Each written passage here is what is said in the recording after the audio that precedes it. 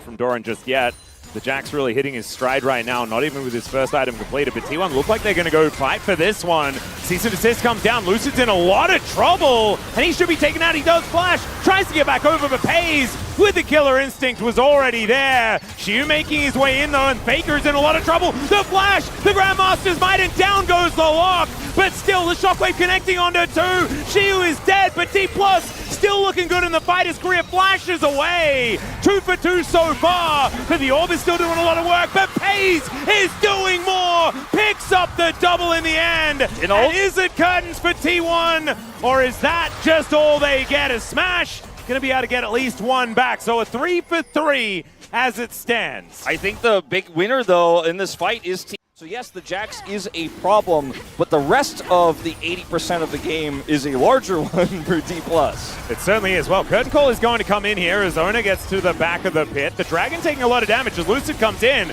Will he be able to get the steal? That's the question. Down to 630, and it is going to be Oner that locks it down. Magnus Storm though for Keria is pretty good. Oner going low, but it's Lucid to go down first. ShowMaker just a little late to the fight, and down goes the Jin. Keria going to try and canter away, and thanks to the dissonance, he will be able to escape. But a 1 for 2, and Drake goes. So yes, the Jax is a problem, but the rest of the 80% of the game is a larger one for D+. It certainly is. Well, Curtain Call is going to come in here as Oner gets to the back of the pit. The Dragon taking a lot of damage as Lucid comes in. Will he be able to get the steal? That's the question. Down to 630, and it is going to be Oner that locks it down. Magnus Storm though for Keria is pretty good. Oner going low, but it's Lucid to go down first. ShowMaker just a little late to the fight, and down goes the Jin. Keria going to try and canter away, and thanks to the dissonance, he will be able to escape. But a 1 for 2, and Drake goes For D+, because it's on the top side of the map, you know, where they have a lot of control. Both top laners do have teleport now. Yep.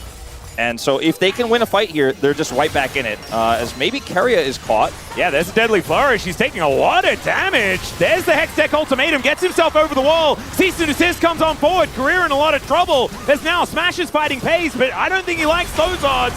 As in come both of the top laners. Oner gets deadly flourish. Siwoo not even able to take down the fight just yet. The flash doesn't work. Keria outplays it. It's still a double. Leap strike denied. Peyz gets even more, and Faker is picking up so many kills in these fights. Fight for D+, because Peyz has no flash, no cleanse. He has to stay so far back. Information is pretty good here as well as they spot Keria out, but he still goes in. Cease and desist into the backline as ShowMaker is engaged on Shockwave. Is pretty decent, but down goes the Orianna. It's a solo kill for Faker in the top lane as well. Yeah, I'm understanding these, like, the question mark pings that were coming out. What the hell happened up there? But 2 are dead as well from D+ on this bottom side, and that's sole point to T1. It's a disaster again as Lucid wants to come up here and get the Faker punish, and that's a lock. I think he's pretty quick. I think he's got a bit of mobility. I don't think you're going to get him. Faker's going to get out again, and Lucid's just going to try to catch some of this jungle here as a bit of a consolation prize. Oh my goodness. This is of the team fight. You can go in first, layer all that damage, and drop your ultimate down, and then pop out Azonius and do it again. Oh well, Lucid looking for an angle towards Faker here. Let's see whether he can outplay it as the Audacious Charge does come on through. There's the Purgatory, and Faker is going to then try and use that Ashen Pursuit to get himself out, but I don't think it's going to work. Eats the Grey Health, still goes down, and Lucid going to claim that kill. What are they getting on the cross map though? That's the question, and the answer is Smash, as the cease and desist is going to come on in, and you didn't need to tell him twice. He is just dead. Siwoo can't even get access to the fight. Yeah, Siwoo is just going to have to walk away. The curtains are being called, but Faker is just going to look for Smash. Doran taking a lot of damage, does pull the trigger as now the exhaust onto Faker is decent. Purgatory comes down and they all just explode. Smash gets encircled completely, and Siwoo's just wondering where the heck his teammates went. There's a counter-strike. It should be a quadra here for Faker as Peyz will be taken out. But that is all. That's the only thing they get for the ace for T1. Siwoo is still just so massive here in this game. Just quietly in the team fights, Doran's making it happen. Oner finding an angle towards Keria though. There's a great Shattering Strike to try and get rid of the vibe, but he's still taking so much damage. Crashes away, and there is Faker with the execute.